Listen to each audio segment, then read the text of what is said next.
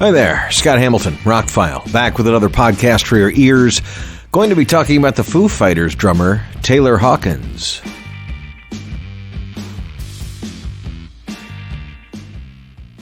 It's Friday night. I had no plans to do a podcast tonight, and I get the word that Taylor Hawkins of the Foo Fighters has passed away at the age of 50. Really didn't expect to feel. I mean, I'm a fan of the band, fan of his work. I think he's a great drummer. He's one of the best out there, actually. He never phones it in. I mean, talk about a drummer. He exhausts me just watching him play. He's amazing. I thought it was April Fool's. I thought it was a promotion for their movie that's now on demand since it's a horror movie, and I think he dies in the movie. I don't know. I haven't seen the movie yet. But official statement from the band, and it's been carried by I posted it from Rolling Stone, but literally when I Googled it, everywhere. It was everywhere. So if it's a mistake or a promotional ploy, I think it will backfire. But no, it appears to be true. Everybody's going to jump to conclusions it was drugs, and that's the first thing I thought. He had problems a few years ago, but whatever it was, man, Foo Fighters are a band that I tried not to like. When they first came out, I was in radio, and the drummer from Nirvana, they pushed him at alternative radio first, and I wasn't doing an alternative station at the time, so I really wasn't paying attention. They made a big deal of the Foo Fighters drummer had this new band coming out, the ray gun on the album cover and all that. And it wasn't until a couple years later, I was working at stations in Chattanooga, and the Red Hot Chili Peppers were coming. They were headlining, and they brought the Foo Fighters. And I'm like, well, I'll go see them. I want to, It was our show, the radio station show, and we had just signed on an active rock station that was playing a lot of Foo Fighters, so I was getting into the Foo Fighters. And then I saw them. It blew me away. Better than the Chili Peppers. I'm a huge Chili Peppers fan. They were amazing. They copied the light kit from Queen's big live Killers, that wall of lights. They had that behind them. I tell the story a lot. Dave Grohl jumped off the stage, ran up the staircase to the left, if you're looking at the stage, ran all the way around the concourse where they sell T-shirts and hot dogs and stuff, still playing the whole time. You could hear his guitar, wireless, and came down the opposite steps on the right side and then jumped back up on stage. The whole thing took a minute, maybe a little longer, but blew everybody's mind because I hadn't seen anybody do that. I don't think anybody done this since the 70s, really.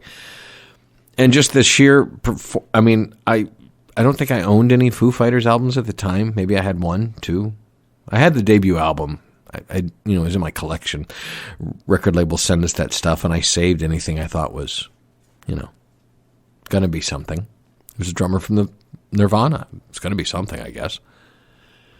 But after seeing them, I became a diehard fan. I've seen them many times. Matter of fact, a few years ago, they were coming back to South Florida for the first time in over a decade. And the tickets were the most expensive tickets I've ever bought. And I've seen Pink Floyd 5 times. I always said I would never pay this much for concert tickets, and I did, to see them. And it was worth every penny. The crowd was incredible. They were incredible. They were happy to be back. It was a hot night. It was just perfect. It was well worth, paying the exorbitant price to have great seats to see that show. Absolutely 100% worth it. Lifetime memory. Without a doubt. Every time I've seen the Foo Fighters, they put on 150%. Taylor himself puts on 150%. Think about you taking on the role of the drummer, and the front man is a famous drummer. This happened in Godsmack. Sully he played all the drums on the original Godsmack demos. He's a drummer. That was his thing. The lead singer of Queensryche, he's a drummer. They've had to bring in a drummer. And the Foo Fighters, Dave Grohl is a great drummer, and they had to bring in a drummer. Can you imagine the shoes you have to fill when the leader of the band is a well-known as a great drummer? Well, Taylor stepped up to the challenge. He could also sing, harmonize. He's got unending energy. He reminded me of a surfer guy who would just never stop. I don't know if it was drugs or that's just his personality, but That's the one thing I remember that's always stuck out about Taylor Hawkins. He's like always on, just always. I'm here. Let's go. Let's play. So now I have to rent the movie Studio 666. I want to see the roll. I was waiting for the Blu-ray release because right now it's like $20 to rent and you can't own it.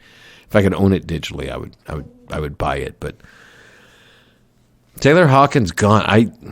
It seems like a joke. It seems like it can't be real. But like I said, it was all over, and I felt, I don't know. I didn't know what else to do with myself but to talk about it a little bit.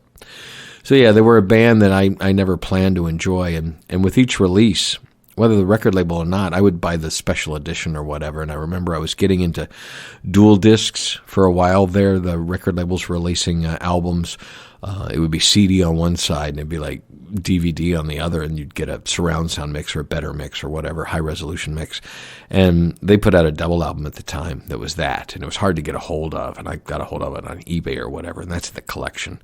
A lot of people don't remember the acoustic tour they did with Skin and Bones. They released a live thing for that.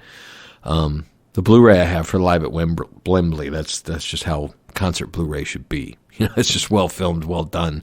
The band's on fire. They had Zeppelin stop by and do a couple songs. It doesn't get much bigger. Taylor Hawkins' incredible career. Foo Fighters have been on top for a while. They built it out of nothing. His demo tapes became the band. He put the band together. They've toured the world. They're bigger in other countries than they are here, and they're huge here. They sell lots of stuff. They're like, one of my friends tonight called them the last great rock band. And, I would have to agree. I can't think of too many others that have gotten to this level or will get to this level anytime soon. Maybe at the time, Disturbed or Godsmack or one of those might have gotten there, but they're not. Anyway, big Foo Fighters fan will be interesting to see. I think, honestly, I was thinking about this, like what people are going to ask me. I work in rock radio, so somebody's going to say, what do you think they should do? Should they break up? Foo Fighters have always been a Dave Grohl project, so no, I don't think they will break up. I really don't. But I think to satisfy the fans, at least for a while, he would have to play drums. I think that would be the only thing that would make everybody happy, at least for one album. Or one of my favorite bands is this Polish band, Riverside, and all of a sudden their guitar player passed away. And he's like the David Gilmour of Polish music. He's just an incredible guitar player. And it was natural causes. He just didn't wake up one morning. And so they had already begun work on a new album, and they were kind of peaking as a band. So the leader, bass player, played guitar on the album.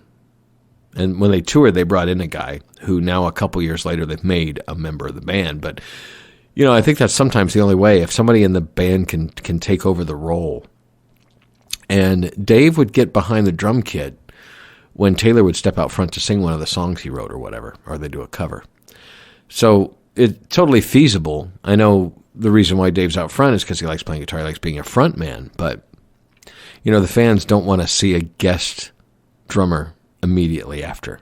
And I'm sure they've got tour dates and stuff. So if I had to place money, I would think at least for the first year, Dave Grohl will probably play drums in the band until they bring in somebody else. Eventually, they would bring in somebody else. Or maybe not. Maybe they'll become something else. I don't know. I think the Foo Fighters are big enough. They can survive this. They just have to be careful not to alienate the fan base, and I think that's what you do. You have Dave play, and he can sing and play at the same time. He's done it before. Maybe not the whole show, but I don't know. It'll be interesting to see. It's very, very sad. His music will live forever. I put on there's a recording on YouTube. I posted it from Lollapalooza in Chile or something a couple days ago. The band's on fire. They sound great. He's got a tiny little kit. This guy, he's got all the money. He could have the biggest drum kit. He could have a Neil Peart of Rush giant drum kit, but he doesn't. He's snare, tom, cymbal. It's a pretty simple kit. And he's just given it 1,000%. He's just an amazing performer, an athletic artist. Anyway, Taylor Hawkins passed away today. Shocking. Whenever we find out what the answer is, it doesn't really matter. It's sad that he's gone. But I'll be listening to a lot of Foo Fighters over the weekend. Hope you will too. Scott Hamilton, ROCKFILE here on the eve of Taylor Hawkins' passing. Hit me a little harder than I thought. Had to lay it down on digital. There you go. My links are below. Have a spectacular weekend. Listen to lots of Foo Fighters.